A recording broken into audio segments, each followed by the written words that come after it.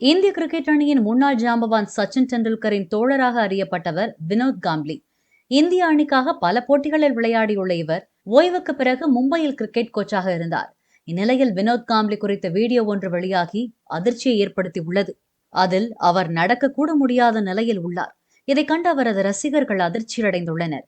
உடல்நிலை பாதிக்கப்பட்டதால் வினோத் காம்ப்ளி இப்படி ஆகிவிட்டதாக தெரிகிறது.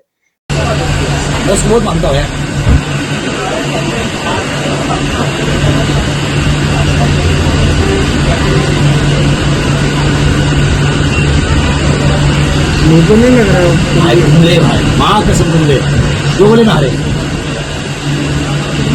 हाथ में लगे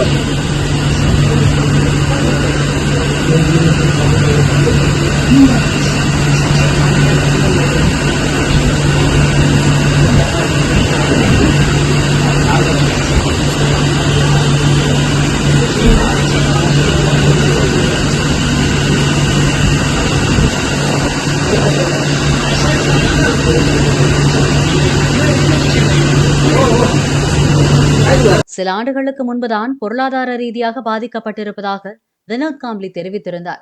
அப்போது சச்சின் டெண்டுல்கர் தனது டெண்டுல்கர் மிடில் சிக்ஸ் குளோபல் அகாடமியில் காம்ப்ளிக்கு வேலை கொடுத்து உதவினார் என்பதும் குறிப்பிடத்தக்கது. இந்தியாவுக்கான 100 ஒருநாள் போட்டிகளிலும் 17 டெஸ்ட் போட்டிகளிலும் வினோத் காம்ப்ளி விளையாடி உள்ளார். அதோடு முதல் தர கிரிக்கெட் போட்டியில் 10,000 ரன்களையும் வினோத் காம்ப்ளி அடித்துள்ளார் என்பது குறிப்பிடத்தக்கது.